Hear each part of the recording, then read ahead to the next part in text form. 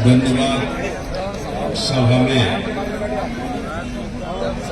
आज मुख्य रूप से मध्य प्रदेश के अध्यक्ष आदरणीय जीतू पटवारी जी, आदरणीय सांसद अशोक सिंह जी,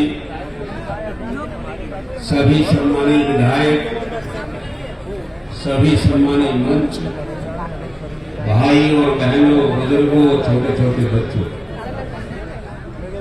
इस अवसर पर मैं आपके सामने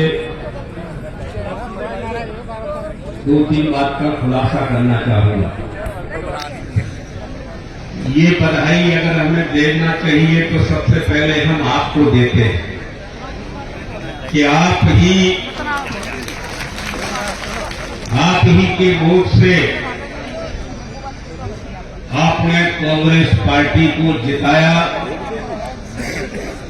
और ये याद रखिए कि कांग्रेस पार्टी में मुकेश मल्होत्रा नहीं, आने वाले समय में पूरा मध्य प्रदेश जीत चुके हैं हम लोग।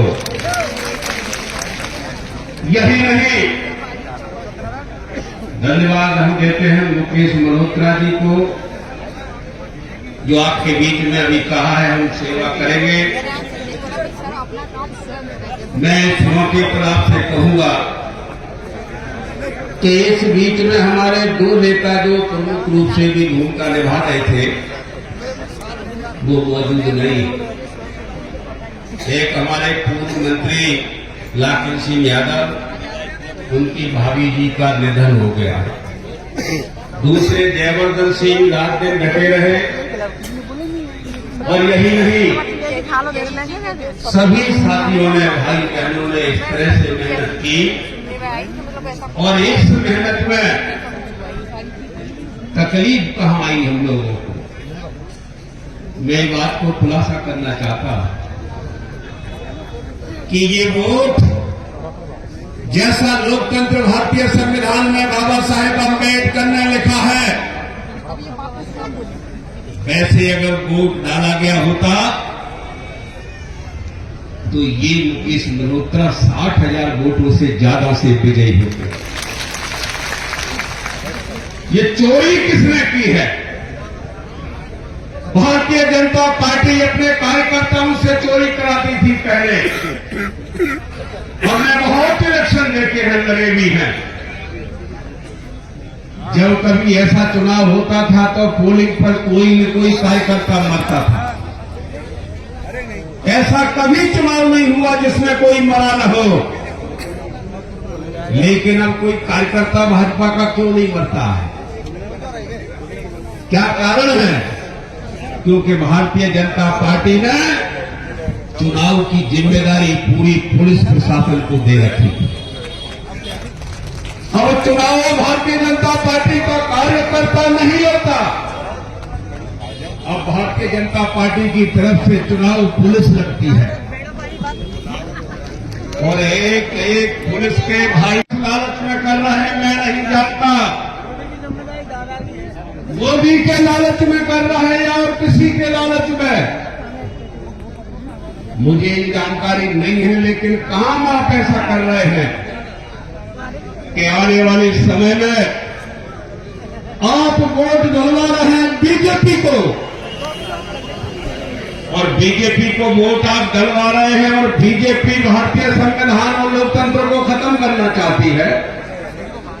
और अगर लोकतंत्र को भारतीय जनता पार्टी ने खत्म कर दिया और राजतंत्र लागू कर दिया तो राजतंत्र में फिर पुलिस के थानेदार, एसडीओपी, एसपी की पोस्ट नहीं है। उसमें सिर्फ 3 नौकरियां, ज्यादा नहीं है। राजतंत्र अगर लागू होता है तो 3 नौकरी है। राजा तो राजा हो गया, वो तो नेता हो गया। दूसरे नंबर पर है मंत्री, ये 2 पॉलिटिकल पोस्ट है।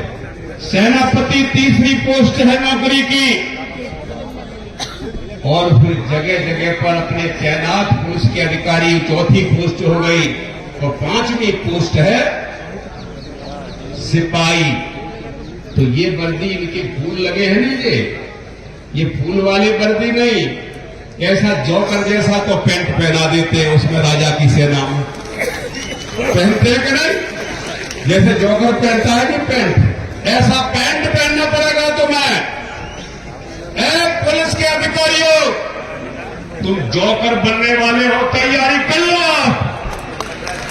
और मैं आपसे कहना चाहूंगा यही नहीं, इनको एक त्रिशूल दिया जाएगा या एक माला दिया जाएगा, इन पे बंदूक भी राजतंत्र में नहीं दी जाएगी। और ये पुलिस वाले किसका बिगाड़ रहे हैं? अभी तो एक एसडीओपी, एक अभी थानेदार क्या कह रहा है मालूम है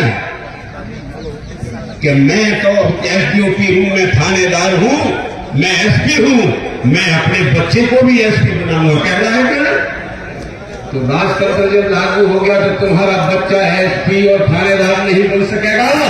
एक जोकर का पजामा पहनने वाला तुम्हारा जैसा सिपाही बन करके रह जाएगा और कोई पूछेगा नहीं तुम्हें। इसलिए मैं आपसे कहना चाहता हूं भाई और बहनों, पुलिस वालों से भी कहना चाहता हूं, अगर आप एक भी वोट बीजेपी को डलवाते हैं, एक भी वोट के लिए जनता को धमकाते हैं, एक भी वोट के लिए गांव गांव जाकर के लोगों पर मुकदमा लगाते हो, तो एक वोट बीजेपी का डलेगा, तुम्हारी आने वाली पीढ़ी, तुम्हारे घर में बहुएं आ रही हैं, पुलिस वाले अधिकारियों, तुम्हारे घरों में जो बहुएं आ रही हैं, उन बहुओं के पेट में जो बच्चा पल रहा है और आप बीजेपी का वोट डलवाते हो, तो आप अपने बच्चे का पेट में कत्ल करवाओगे। ये मैं आपसे कहना चाहता हूं। और ऐसा नहीं है, मैं आपसे इस मौके पर यही कहूंगा कि आने वाले समय में मैं आपसे एक बात कह करके कि जीतू पटवारी जी है, इनका जो माइक्रो इलेक्शन मैनेजमेंट था, इन्होंने माइक्रो मैनेजमेंट इलेक्शन लड़ा है। सवेरे 6 बजे भोपाल और 12 बजे विजयपुर। क्या इतनी मेहनत अभी तक किसी अध्यक्ष ने की है क्या? और मैं आपसे कहना चाहूंगा, ये एक बहुत ही महत्वपूर्ण विषय है। हमारे सभी कार्यकर्ताओं ने अपना खून पसीना बहाया है और मुकेश मल्होत्रा को इस जगह पर पहुंचाया है। और मैं आपसे कहूंगा कि आने वाले समय में सुधर जाओ शासन प्रशासन के लोगों। कलेक्टर एसपी के मन में ये था कि अगर कोई मुकेश मल्होत्रा जीत भी जाता है तो हम प्रमाण पत्र तो हम रामनिवास को ही देंगे, ये इनके मन में था।